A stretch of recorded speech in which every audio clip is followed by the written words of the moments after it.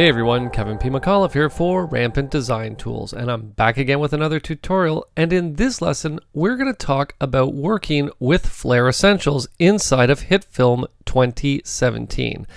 And one thing that I hope that you get out of this lesson is not only how easy these elements are to get up and running with inside of HitFilm, but also you're going to be able to utilize them in a way that you might not necessarily think. Because one thing that I want to point out before we get rolling with the Flare Essentials pack is that you're going to notice that when you make your purchase and you download it, that you get three types of elements. You get the flare transitions, you get natural flares, and you get sci-fi flares. Now you might be thinking that the natural flares and the sci-fi flares wouldn't necessarily go together.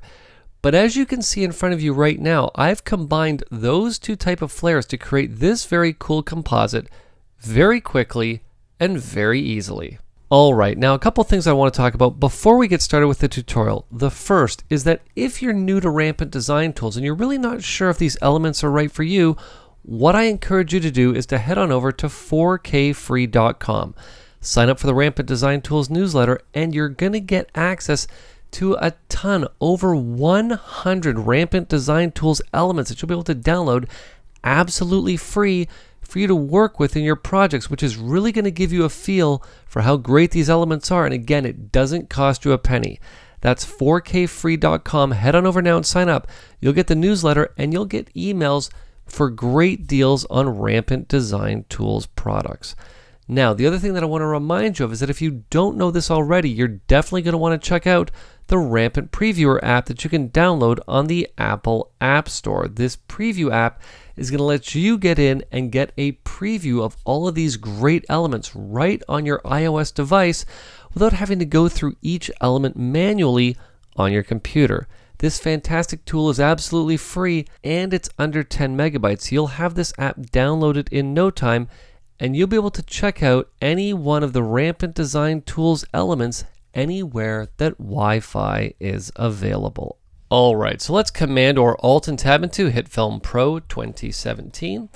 And we're going to need some elements to work with. So let's come to our import option. We'll import some media. Command Shift and O, Control Shift and O for all my Windows friends out there is the shortcut on the keyboard. And right now I am in the Flare Essentials Sci-Fi folder on my external hard drive, and I think the flare that I was using was number 8 or number 9. Now the reason that I chose these ones is because I find the flares that have had the Y scale crushed to look much better when it comes to laying them on top of text. So for example, if you have the top of an I, this just seems to sit better along the top of the letter. Now I believe it was definitely number 9, so we'll go with number 9. I will just open that flare. And let's get in and let's choose our main lens flare as well. I'm just going to come back up to the main Rampant Design Tools folder level, come to natural flares, and I believe it was number 13. There we go, very nice. Now, the one thing that I like about this flare and the reason that I chose it is because it has two very distinctive looks on both sides of the frame. And I'm going to show you how you can take advantage of that in just a second. So let's choose this flare. I'll just say open, so that we have both of those, and we're now ready to get in and start working. So the first thing that we're going to need to do is to set up our 3D text composite. So let's right click and let's create a new composite shot. Shift Command and N, Shift Control and N for my Windows friends. And we're just going to keep this relatively short. I don't need it to be 30 seconds long. Let's maybe make it about 8 seconds long. Okay. And let's just make sure, for some reason when you hit 8 and you hit tab, it doesn't seem to like that very much. But otherwise, if I come back to the properties, you'll see we're 8 seconds long, 1920 by 1080, 23976. And keep in mind that if you want to utilize elements like fog or motion blur, this is where you're going to get in and enter that information. Okay, so inside of this composite shot, what we're going to do is we're actually going to create a little bit of an animation. So I actually need 2 composite shots. So let's create another composite shot. And I believe what I can even do is just duplicate this one. And we're going to call this main text with flares. So let's come to our properties. Let's call this main 3D. We'll call it 3D text with flares. Okay, again, 8 seconds is good. We'll say okay. Let's double click to make sure we are working inside of that composite layer. And now let's get in and let's start creating our elements. I'm again going to right click. We're going to create a new plane. Shift Command and A, Shift Control and A is the shortcut for that. We'll call this 3D extruded text. Now you'll see that I'm being very detailed with what I name everything. Granted, I have the first shot called composite shot, but we'll rename that in just a second. Strictly from an organizational standpoint, you want to make sure that you keep these projects as organized as possible. So if you ever need to get in and find something, you can do it relatively easily. Okay, so here is our plane, and what we're going to do is head on over to the effects. I'm going to come to the Boris Continuum Complete category, and we're going to choose extruded text. Now, one thing that you're going to love about working in HitFilm is that the 6 effects that you see inside of the BCC 3D Objects category come standard with HitFilm Pro 2017. So that's a huge bonus, especially 3D text. So let's launch the UI window, and we're just going to keep this as simple as possible. We're going to type in Rampant Design Tools. And I'm going to adjust the tracking. We'll put it at a value of about 2. I'm going to make sure my text is centered, and I'm just going to say apply.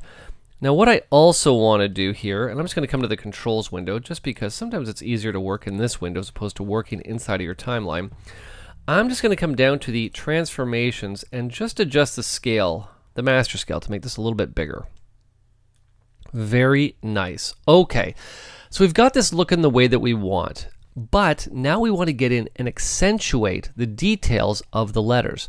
Now, if you wanted these letters to look a little bit more extruded than they do right now, all you need to do is head up to the appropriately named extrusion category, and you'll see the extrusion depth is only set to 1.5. We could make that whatever we want. You'll see that we could stretch that text right out. But you know what, for me, I like a little bit of an extrusion with just a little bit of bevel. If you watch my tutorials, you know I'm not big on bevel, but a little bit of bevel in this case is okay. All right, so we got our text looking the way that we like. So let's head back to our media tab and let's grab our sci-fi flare. Now, one thing that you're going to love about these flares is that if I zoom back, you're actually going to see how much bigger than the frame these are, because these are, you'll see if we come back, 4K elements, 4096 by 2160, and our natural flare is 4096 by 1728. So we've got a lot of playroom with these elements. Now you're also going to notice that I have the ability to zoom in and zoom out of the canvas. And how we do that is you're going to pick the area that you want to zoom in on. I'm just going to turn the flare off just for 1 second. We'll deal with our text for a second here. And let's say, for example, I wanted to zoom in on the S. I'm going to hover over the S and use the mouse wheel to zoom in and zoom out. Now, once I've zoomed in, if I want to pan over, you'd think that you might use the middle mouse button, but you're actually going to use the right mouse button to pan the viewer. Okay, so let's just zoom back, and if you needed to and just wanted to fit this back to the window, you could always just say scale to fit, and there we go. Okay, I'm just going to turn my flare back on, and what we want to do with this flare is we want to come over to our controls tab, we want to come to our layer properties, we want to come down to blend mode, and for me, when it comes to putting flares on text, I like to use an additive blend mode. Let's actually make sure we set that correctly here. There we go, very cool. Now this flare is a little bit too big, so we can scale it down, and once you start scaling, you'll notice that it's not a uniform scale, but if you hit that shift key, it will snap it to be uniform. Let's again just scale this to fit. Again, this is a little bit bigger than I want it. We'll just reposition that. I think that's okay. I think that's actually good. I was thinking it might be a little bit too big, but I think I'm okay with this. There we go, looking nice. Now what we can do once I fit this to the screen or fit this to the canvas size is I'm going to duplicate this layer and we're going to reposition it. I'm just going to we'll put it on top of the S. I'm just going to turn off that checkered background for now. And let's duplicate it one more time.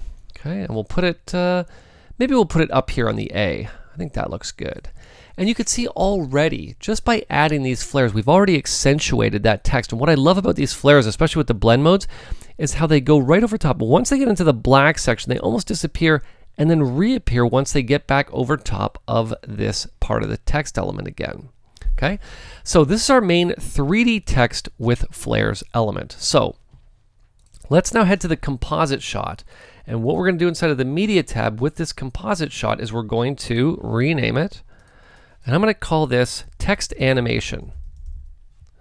And 8 seconds is fine. I'll say okay. And we're now going to take our main 3D text with flares and I'm going to bring it into this shot. Now you're going to notice that once I do, and I'm just going to zoom back here, that we have a little bit of the checkerboard appearing, and I really don't want to have that happening. So all I'm going to do is I'm just going to add a new plane to keep this all nice and organized. We'll just call this background. Okay. And we're going to take that background and we're going to put it in behind the text. So now none of this element is transparent. Okay.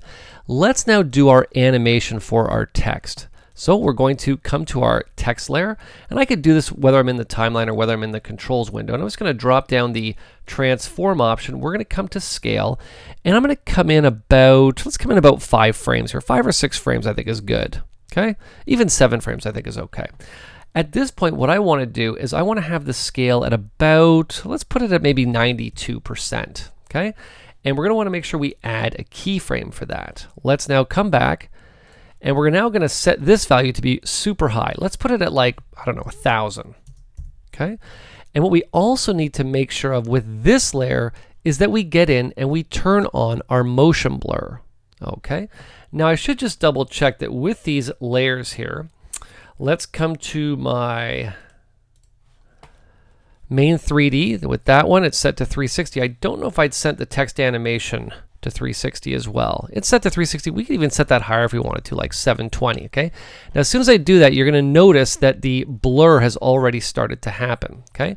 Let's just scroll down our text here and let's scroll down our transformations just so we could see those keyframes. And if I wanted to, what we could do is maybe we'll just shorten this up a little bit here. There we go, okay? And you can see a lot of lens flare. I think I may have even added a little bit too much here. Let's just put this back at 360 because sometimes too much motion blur is not a good thing. Now what I also want to do here is not have it snap to when it lands.